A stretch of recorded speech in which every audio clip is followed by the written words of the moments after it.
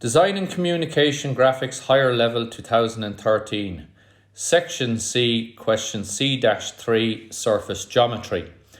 The 3D graphic on the right shows the pop star Beyonce and her notable engagement ring.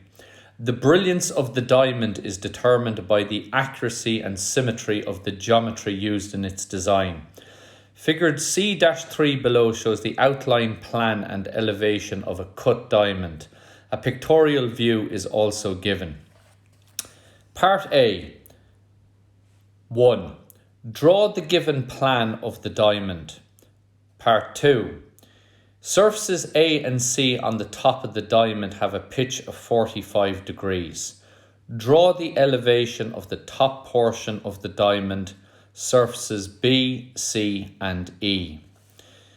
Part B. Determine the dihedral angle between surfaces A and B. Part C. All the sloping edges on the underside of the diamond have a true length of 9.5 millimeters, 95 millimeters when scaled. Complete the elevation of the diamond as shown. Part D. Determine the dihedral angle between surfaces D and F. Scale 10:1, enlarged scale.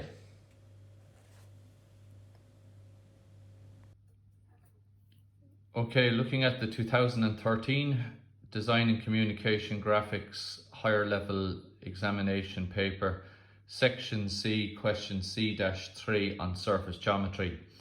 In the question, it gives us all the information that we need to set up the plan. So we're told that this here is 7.5 and the distance from here out to here is 2.5. Now the scale in the question mentions to enlarge by a factor of 10. So all of these measurements have to be multiplied by 10 to work them out into the measurements that we're going to apply to our drawing.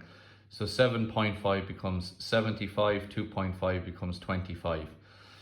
So you set up the plan, relatively straightforward to do. We're told that this here is also 25. We set up our plan, and once we have that done, we project up into elevation. Now, the information that we're given in elevation is that we have to measure up off the XY line.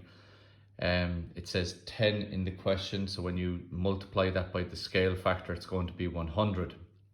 Now, it also says that you're not given the height of this top portion here, but what you are told that the angle on this surface A has a true angle of inclination of 45 degrees. So when we bring up the top portion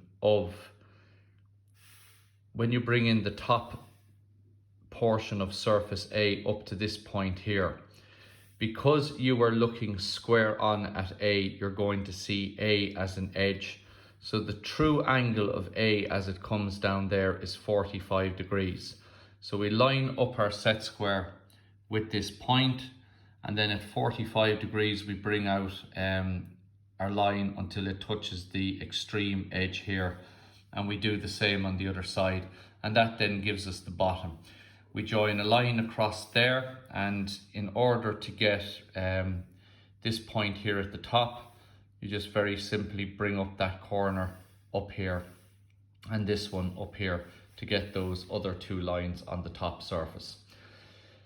After that, then we are told that we want to get the true angle, the dihedral angle between surfaces A and B. So here's surface A, here's surface B. So we're going to come off the line of intersection between the two surfaces at an angle of 90 degrees. And that's the next part of the question that we're going to look at. So set up the plan. There's no major problem in that. All the information is given in the question. Project up into elevation, and then bear in mind that you're told in the question that the angle of surface A is 45 degrees. It's also the same on this side, 45 degrees, and then you can just draw in the top portion of the diamond. So once we have the plan and the elevation set up, the next thing that we have to do is we have to get the dihedral angle between surfaces A and B. Now the dihedral angle between A and B is going to give us the true angle between these two planar surfaces. So what is all important is this line here, the line of intersection, where surface A and surface B meet. The first thing that we have to do is we have to get the true length of this line. Now in order to get the true length, we're going to project from plan an auxiliary elevation. But in order to get this as a true length, we have to look in at it at an angle of 90 degrees. So lining up your set square with the line of intersection and then projecting off it at an angle of 90 degrees, we bring all the points up here. Now, just in relation to that, in order to define a surface, you need at least 3 points. So in relation to A, we have 1 and 2, which are on the line of intersection, but we also have this 4th point over here. Now, I could have brought that point as well, but there's no necessity to do it. It's only taken extra time to produce the drawing by bringing that point along. So I just picked point 4 there on surface A, and then I'm going to draw a line from 2 to 4. Because 2 is on A and 4 is on A, well then that red line is also running along surface A. So that triangle, 1, 4, 2 and back to 1 is all part of surface A. And likewise then, rather than bringing this point here on surface B, I'm just going to use another point here, 3. So 1, 2, 3 and back to 1 define that part of B there. So that then gives us all the information that we need in order to produce the dihedral angle. Now, looking at our plan, we have 4, 1 and 3 are all on this level here, and this point is labeled 1, 4 because as we look in here in this direction, we see 1 first and 4 is directly behind it. So that point there becomes 1, 4. That point there is 3, and then we have 2 up here on the top of the diamond. So when we project off here, we set up our x1, y1 line, and then we take the heights. Because we're projecting from plan, this view over here is an auxiliary elevation, and the heights in this elevation will not change. So you take the height from this elevation and you apply them over here. So 1, 4 and 3 are all on that height line there, and 2 is up here. And then just going from the plan, you have 1 is on this projection line, gives you 1 up here. We have 3 on this projection line, gives us 3. And then we have 4, and then finally we have 2 up here. And we connect all the lines together as they are connected in plan. So 2 goes to 1 and 4 and back to 2, and we can see that there. 2 goes to 1 and back to 4 and back up to 2. And then with B, we have 1 to 2 to 3 and back to 1. So we have 1 up to 2, back to 3 and back to 1, defining the surfaces in this view. So once you have all of that done, that gives you an auxiliary elevation where we have now the true length of the line of intersection. So the distance there from 1 to 2 is the true length of the line where A meets surface B. And the next thing that we want to do is now we want to get a point view of that line.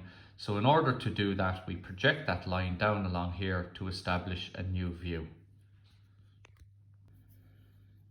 So after getting the true length of the line of intersection, we extend on the true length of the line of intersection because we're looking down along it now. So I extend on the line 1, 2, and then I bring 3 and 4 in line with it, ready to set up this view down here. Because we're projecting from an elevation, the view down here is going to be an auxiliary plan, and I establish my baseline on that for marking, a reference line for marking points. Now, because this is a plan, we have to go back to our last XY line and then take the distances from that XY line back into plan. Now, as you can see here, there's a lot of unnecessary space there, which is just going to force this view further down the page, which there's no need for. So what we do is we just move the X1, Y1 line so that it's going through 4. And you can see that there I have my reference line now going through 4, still at 90 degrees to the projection lines. And what that means then is this, that when we place our points here in this view, 4 is going to be on the reference line as it is here. I take the distance from the reference line to 2 and 1, and I mark them there. They should be on a common point, and they will be, because this line here is parallel to the line of intersection. So that means 1 and 2 have to be the same distance away. So 1 and 2 end up on that same point there. And then finally we take the distance from our reference line out to 3, and I mark that from there down to here. Now, to get our dihedral angle, then we draw a line from 3 to the point 2, 1, because that's surface B, and then from 2, 1 to 4, because that's surface A. So here we have the edge of B, here we have the edge of A, and that gives us then the dihedral angle between surfaces A and B. Again, that point is labeled 2, 1 because as we're looking down here, we are looking in this direction. So you see 2 first with 1 behind it. So that point then is labeled 2, 1. So just for the recap on that, to get the dihedral angle between these two surfaces A and B, first of all, identify the line of intersection where the two surfaces meet. You want to get the true length of that, so you project off it at an angle of 90 degrees, and because we're projecting from plan, this view up here is an elevation. So we take our heights from this elevation and we apply them to this one here, and then that gives us the true length of the line of intersection between A and B. Once we have the true length of the line of intersection, we extend down that line and we bring 3 and 4 with it down here. Because we're projecting from an elevation, this view down here is going to be an auxiliary plan. Establish a new baseline there just to cut out a whole load of unnecessary space that you don't need, going through the point that is closest to this line, in this case 4. So 4 ends up on your reference line, and then from the reference line here, take the distances into plan and then apply them over here. Connect the lines together to get your dihedral angle, and that completes that portion of the question. Now, the next thing that we want to do after the dihedral angle is we have to find this point here. We're not given a height for it in elevation, so we need to find it. But what we are told is that each of the edges of the sloping surfaces, so all of those edges, are 95 millimeters long. So we know that each one of those is 95 millimeters long. And with that piece of information, we can find this point here. But the solution behind that is you have to understand the properties of a cone. So if we look at a cone, every line drawn from the apex of the cone, from the top of the cone down to the base, is going to be the same length as the edge there. So if you take here, we have the edge of the cone, which would be going from this point here down to the base. That would be going from the apex there down to the base. So that would give you the true length because you're looking at it square on. But likewise, this green line, as that goes from the apex down to the base circle, and I project that up into elevation, that green line there has the same length as the edge of the cone. Why? Because it's running from the base up to the apex the same way that this line here is running from the base of the apex. But the reason that we don't see its true length is because we're not looking at it at an angle of 90 degrees. And therefore, it appears to be that little bit shorter. So, if we have an edge there in plan and we rotate that down so that it is making an angle of 90 degrees to our line of vision, it is possible then to get the true length of it. So the next part of this question is the solution is based on understanding the principles of a cone. That in a cone, any line drawn from the apex down to the base is going to be the same length. So I could draw a line from the apex down to the base in any one of a number of different directions, all of those lines are going to be the same length. So now let's take what we're viewing here and apply it to our drawing. So if we know that this line here that begins at 3 and runs down to the point here, we know that that line is 95. But we don't see the true length of that, because as we look in here, this line is not meeting our line of vision at an angle of 90 degrees. So with 3 as center, I imagine that that's the edge of a cone. With 3 as center, I open up my compass to this point and I rotate that edge until it is now meeting the line of vision at an angle of 90 degrees. So you can see there, you put the point of your compass on 3, you open it up to where all these lines converge, and then we swing out that edge, because what we're doing is we're rotating the edge until it meets our line of vision at an angle of 90 degrees. Likewise up here, it would be the same idea of this is the edge that we want, and we're now rotating that edge down until it meets our line of vision at an angle of 90 degrees. So once you have that done, you now know that the distance from 3 to that point is going to be 95 millimeters, because now that you have that that it's now meeting your line of vision at an angle of 90 degrees, it is possible to mark the true length along that line now. So we project this up into elevation, and we know that the point we're looking for is somewhere on that line. So from 3, with a radius of 95, I swing an arc onto that line. That now gives me the height that I'm looking for, and I bring that across to get the point of the diamond. So it's a very, very simple solution based on a cone, that we imagine that 3 is the apex of the cone, and we know that the distance from 3 down to that is 95. But that is no good to us, that line in that direction, because it does not meet our line of vision at an angle of 90 degrees. So what do is we rotate this line about 3 until it is now meeting our line of vision at an angle of 90 degrees, because once that's at 90, we can then mark a true length along that line. So we project that line then up into elevation, and from 3 with an angle of from 3 with a distance of 95 millimeters, I mark an arc there. Where that arc crosses this line gives me the height I'm looking for. Bring that across to get the point of the diamond, and then that finds that critical point for you. So a cone is a very, very useful shape in order to get the true lengths of lines and rotating them into different points, because if you have the length of a line, whatever that line is, you can then use a cone to assist you in a solution to the problem.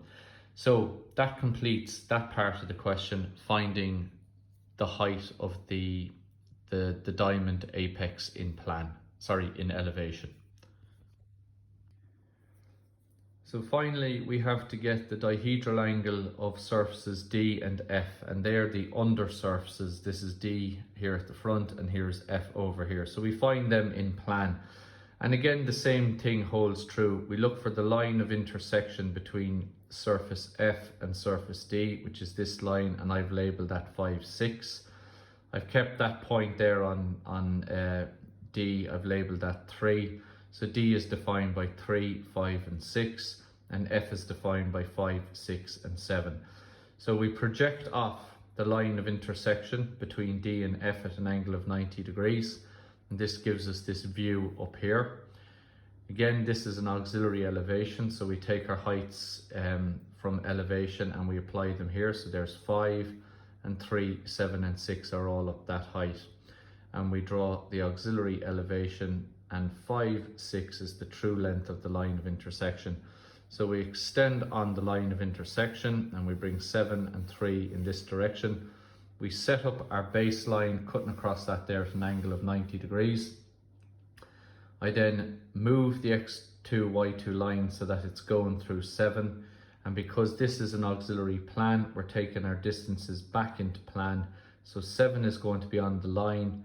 We have 6 and 5 are that distance away, and we have 3, which is this distance away. So I take the distance there from the reference line to 6, and I mark that distance from the reference line to 6, which will also be 5 here.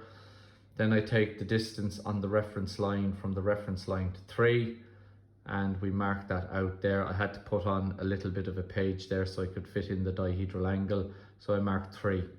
So then we connect 3 to 5, 6 and back to 7, and that is the dihedral angle between D and F.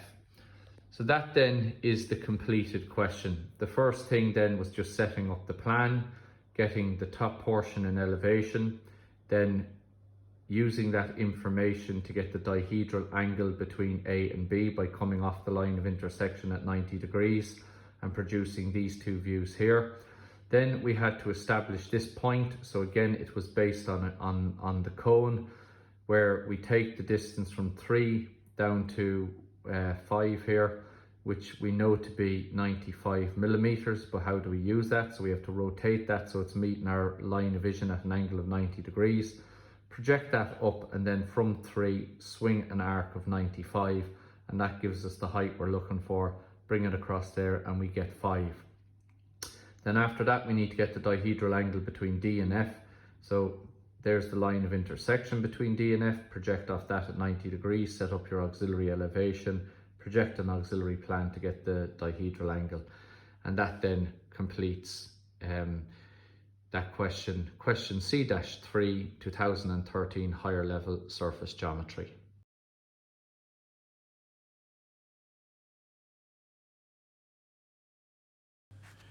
Here we have the completed drawing. Again, pay careful attention to your accuracy, neatness and labelling of important information on the drawing, as all this accounts for marks in the exam.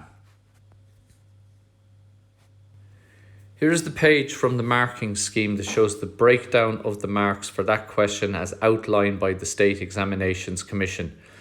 You should take the time to go through each section and look at how the marks are being awarded and for what, as it will prove informative for when you're doing these questions yourself. Here we have the solution as outlined in the marking scheme by the State Examinations Commission. This concludes this video presentation on the 2013 Design and Communication Graphics Higher Level Section C, question C-3 on surface geometry. I hope you have found this presentation informative and useful. Thank you for your attention.